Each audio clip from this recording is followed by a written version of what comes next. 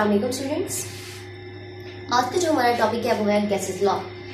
Gases law basically क्या होता है? गैस लॉ कॉम्बिनेशन है तीन लॉज का, जिसे हम कहते हैं Boyle's law, Charles law and Avogadro's law. Gases law को अगर हम डिफाइन करें तो हम ये कहते हैं the relationship between the volume of a gas and the prevailing conditions of temperature and pressures are called the gas law. कि वॉल्यूम, टेम्परेचर और प्रेशर्स, इन तीन कैरेक्टरिस्टिक्स, इन तीन फीचर्स के इंटरचेंजेस, इंटर रिलेशंस जिसमें स्टडी किए जाते हैं उसे हम क्या कहते हैं? Gas law. गैस लॉ में अगर हम बात करें तो सबसे पहले हमारे पास जो लॉ आता है वो है बॉयल्स लॉ। मैट्रिक क्लासेस में भी आप लोगों ने इसको पढ़ा हुआ है, लेकिन इसमें हम पार्ट 1 में हम इसको थोड़ा डिटेल में पढ़ते हैं। ठीक है, एक्सपेरिमेंटल वेरिफिकेशन के साथ साथ हम ग्राफिकल एक्सप्लेनेशन को भी देखते हैं।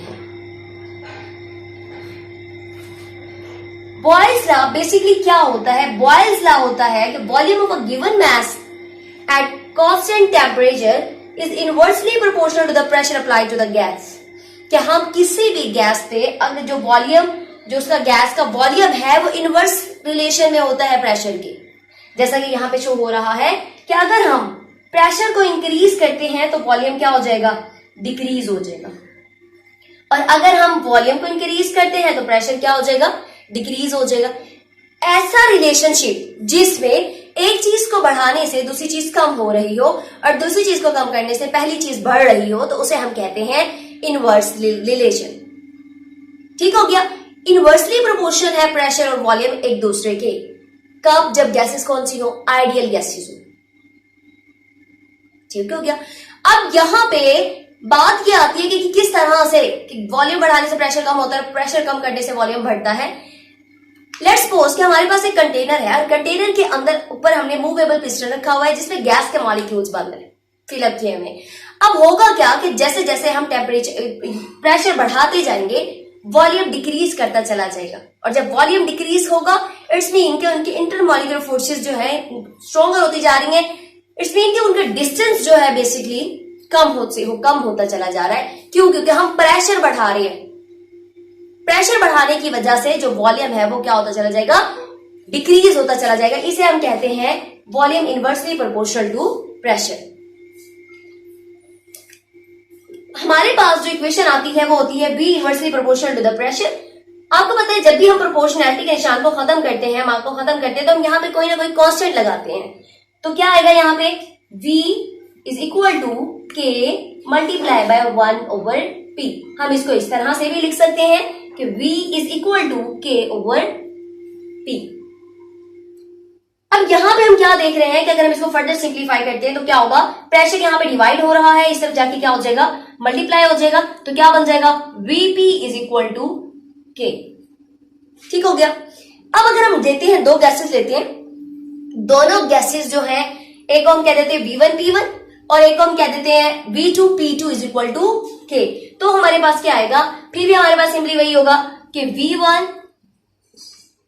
V1P1 is equal to K, V2P2 is equal to K।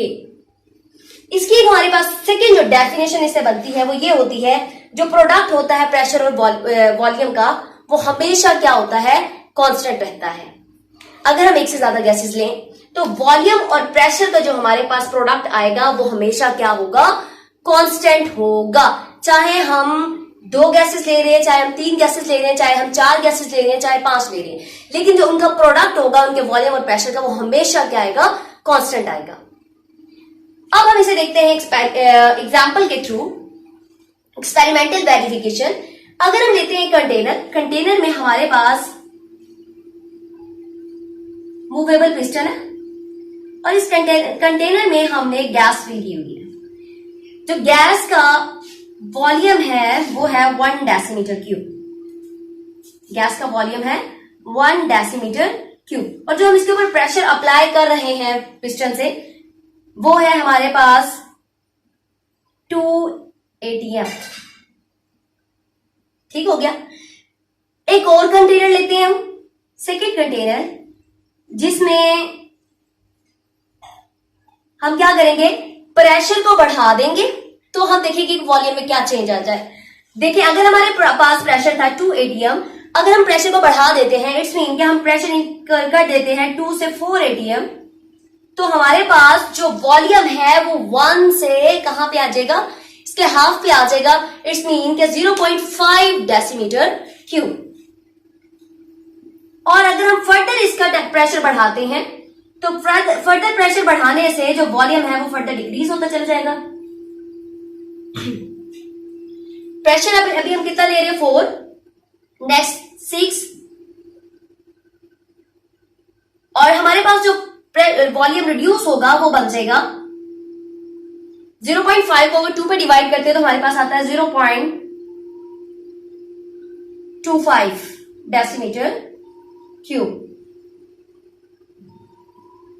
या इसे हम सिंपली 1/2 ठीक हो गया, 1/3 भी कर सकते हैं। तो हमने ये देखा कि जैसे जैसे हम प्रेशर बढ़ाते चले जा रहे हैं वॉल्यूम डिक्रीज होता चला जा रहा है। क्यों? क्योंकि जो मॉलिक्यूल्स के दरमियान स्पेस है वो क्या होती चली जा रही है, कम होती जा रही है। अब हम देखेंगे कि क्या इनके जो प्रोडक्ट आता है वॉल्यूम और प्रेशर का, क्या वो कांस्टेंट होता है या नहीं। वैल्यूज पुट करते हैं हम। फॉर एग्जाम्पल हम कंटेनर 1 के लिए कर रहे हैं तो हमारे पास आएगा V1 P1 is equal to K, ठीक हो गया। V2 P2 is equal to K, V3 P3 is equal to K। अब देखिए हमारे पास जो वॉल्यूम, फर्स्ट वॉल्यूम है वो है 1 decimetre cube multiply by pressure हमारे पास कितना है 2 atm, तो हमारे पास जो आंसर आएगा वो क्या आएगा 2। नेक्स्ट देखते हैं, वॉल्यूम हमारे पास है 1/2, प्रेशर हमारे पास आता है 4, तो हमारे पास जो इसका 2 to the 4 आंसर जो कांस्टेंट आएगा वो होगा 2। इसी तरीके से अगर हम बात करें इसकी, वॉल्यूम आता है 1/3, प्रेशर इंक्रीज होता है 6 atm, तो 6 3 to the 6, तो हमारे पास इधर भी इसका जो कांस्टेंट आएगा वो क्या होगा 2। तो हमने ये प्रूफ कर दिया कि जो प्रोडक्ट होता है वॉल्यूम और प्रेशर का वो हमेशा क्या होता है, कांस्टेंट रहता है। चाहे हम 2 गैसेज यूज कर रहे हैं, चाहे हम 3 गैसेज यूज कर रहे हैं, चाहे हम 4 गैसेज यूज कर रहे हैं। अगर हम किसी भी कंटेनर में गैस को फिल अप करते हैं और उसका प्रेशर बढ़ाते हैं तो लाजमी बात है कि उसका जो वॉल्यूम है वो रिड्यूस होता चला जाएगा। क्यों? क्योंकि प्रेशर बढ़ाने से जो उनके इंटरमॉलिक्यूलर डिस्टेंस होता है वो क्या होता है, कम होता चला जाता है। Graphical explanation of Boyle's law. Graphical explanation में बेसिकली हम 3 ग्राफ्स को देखते हैं, रिलेशंस को पढ़ते हैं प्रेशर, वॉल्यूम और टेम्परेचर के। जैसा कि हमने डेफिनेशन से देखा था कि टेम्परेचर को कांस्टेंट रखते हुए वॉल्यूम और प्रेशर एक दूसरे के क्या होते हैं, इनवर्सली प्रोपोर्शनल होते हैं। तो अभी हम वो देखेंगे ग्राफिकल एक्सप्लेनेशन से। बोर्ड में भी जो इससे रिलेटेड क्वेश्चंस आते हैं वो ज्यादातर ग्राफ से रिलेटेड होते हैं इस टॉपिक से। तो आप लोगों ने ये अच्छे तरीके से समझ लिया। इससे रिलेटेड जो भी आपका क्वेश्चन होगा आप कमेंट बॉक्स में कमेंट करके पूछ सकते हैं। ग्राफ नंबर 1 हमारे पास जो है, इससे रिलेटेड एक क्वेश्चन है आइसोथर्म। आइसोथर्म क्या होता है और जो डिफरेंट टेम्परेचर्स पे आइसोथर्म्स किस तरह से आती हैं। लेट्स सपोज अगर हम एक्स एक्सिस पे ले लेते हैं प्रेशर और वाई एक्सिस पे ले लेते हैं वॉल्यूम, तो जो हमारे पास इनका रिलेशन होगा वो क्या होना चाहिए, इनवर्स होना चाहिए। देखिए जैसे जैसे ये हमने अभी पढ़ा उसे बॉयल्स लॉ से कि वॉल्यूम और प्रेशर एक दूसरे के इनवर्सली प्रोपोर्शनल है। जैसे जैसे हम प्रेशर इंक्रीज करते चले जाएंगे वॉल्यूम जो है वो डिक्रीज होता चला जाएगा। ये भी अभी हमने प्रूफ एक्सपेरिमेंटल वेरिफिकेशन देखी है। जैसे जैसे हम प्रेशर इंक्रीज करते जाएंगे मॉलिक्यूल्स का डिस्टेंस कम होता चला जाएगा और जो वॉल्यूम है वो डिक्रीज होता चला जाएगा। पहला जो हमारे पास आइसोथर्म आता है वो 0 डिग्री सेंटीग्रेड पे लेते हैं। और ये टेम्परेचर आप लोगों ने ये नहीं सोचना कि हम तो ये कह रहे थे कि एट कांस्टेंट टेम्परेचर जो टेम्परेचर हम वो की कांस्टेंट रख रहे हैं।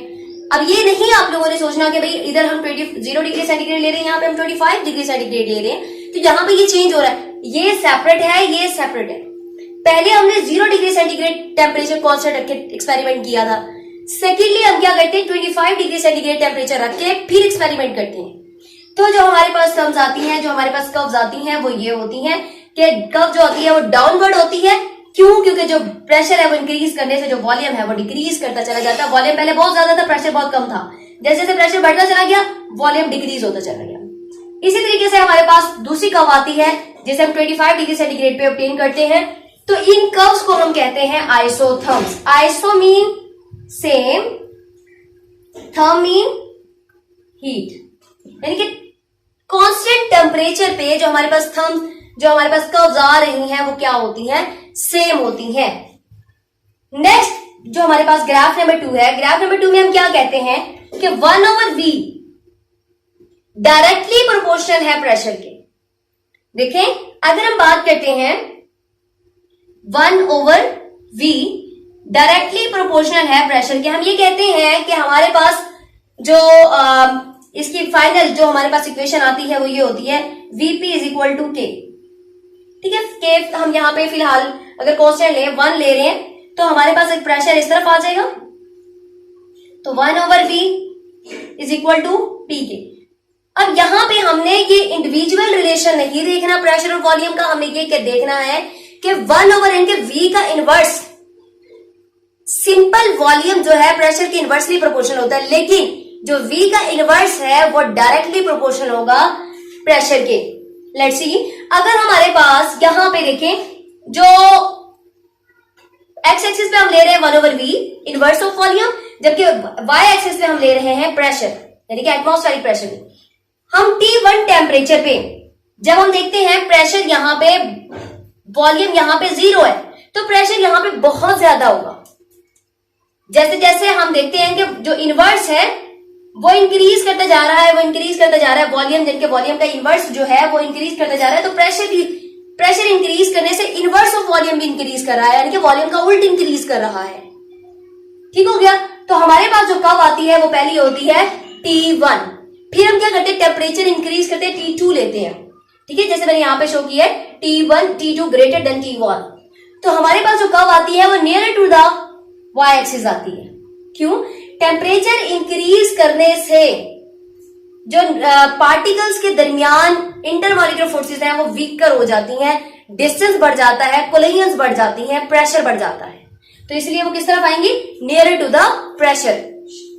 थर्ड कर्व हमारे पास जो आती है, थर्ड जो हमारे पास ग्राफ है वो है कि अगर हम एक्स एक्सिस पे लेते हैं प्रेशर हम लेते हैं एक्स एक्सिस पे, जबकि जो मैंने यहां पे वाई एक्सिस, और जबकि हम जो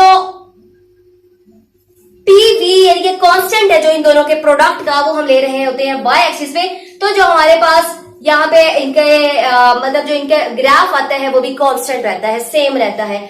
वो किस तरह से, क्योंकि अभी हमने ये देखा कि जो हमने सेकंड डेफिनेशन इसकी ये पढ़ी थी कि जो प्रोडक्ट होता है प्रेशर और वॉल्यूम का वो हमेशा क्या रहता है, कांस्टेंट रहता है। जैसे जैसे चाहे अब यहाँ पे अगर हम प्रेशर आ जाए, अगर अक्सर बच्चे पूछते हैं कि अगर यहाँ पे एक्स एक्सिस पे यहाँ पे हम वॉल्यूम ले ले तो क्या ग्राफ क्या होगा, तो भी ग्राफ यही होगा, क्योंकि जो प्रेशर इंक्रीज करने से उनके जो प्रोडक्ट है वो वॉल्यूम उतना ही डिक्रीज करेगा। प्रेशर जितना इंक्रीज करेंगे वॉल्यूम उतना ही डिक्रीज करेगा, लेकिन जो कांस्टेंट है वो हमेशा सेम रहेगा। इसी तरीके से अगर हम यहाँ पे हम वॉल्यूम ले लेते हैं तो भी हमारे पास जो कर्व है वो सेम ही आएगी। क्यों? क्योंकि प्रेशर यहाँ पे इंक्रीज करें, एक क्वांटिटी को इंक्रीज करेंगे तो दूसरी क्वांटिटी खुद ब खुद ही डिक्रीज हो जाएगी, और जो इनका कांस्टेंट है वो हमेशा क्या आएगा, सेम ही आएगा। क्योंकि हमें ये पता है कि अगर नंबर ऑफ गैसेस हम यूज कर रहे हैं 1 2 3 4 5, लेकिन इनकी वैल्यूज चेंज करते हैं, पुट करते हैं तो फॉर्मूले में, तो हमारे पास जो आंसर्स हैं वो सेम आते हैं। तो अगर हम देखिए प्रेशर इंक्रीज करते जा रहे हैं, जबकि कांस्टेंट की जो हमारे पास वैल्यू आ रही है वो भी इंक्रीज सेम जा रही है, बिल्कुल पैरेलल जा रही है। जितना हम प्रेशर इंक्रीज करेंगे वॉल्यूम उतना डिक्रीज करेगा, वॉल्यूम जितना डिक्रीज करेगा जो कांस्टेंट हमारे पास K है वो सेम ही रहेगा, चाहे जितना प्रेशर बढ़ा दें, जितना प्रेशर कम कर दें, क्योंकि जो वॉल्यूम है उसके साथ साथ ही इंक्रीज और डिक्रीज होगा। जबकि जो इन दोनों का प्रोडक्ट होगा, इन दोनों का मल्टीप्लिकेशन से प्रोडक्ट जो आएगा वो क्या रहेगा, कांस्टेंट ही रहेगा।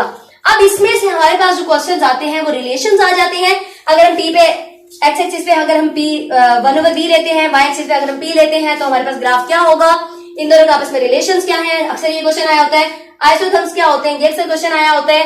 Product of pressure and volume का रिलेशन प्रेशर या वॉल्यूम से क्या होता है, ये भी अक्सर ही क्वेश्चन शॉर्ट क्वेश्चन में पूछा जाता है। तो ये सारा था हमारा आज का बॉयल्स लॉ से रिलेटेड। नेक्स्ट हम पढ़ेंगे इंशाल्लाह चार्ल्स लॉ। अगर इससे रिलेटेड आपका कोई भी क्वेश्चन है आप कमेंट बॉक्स में कमेंट करके पूछ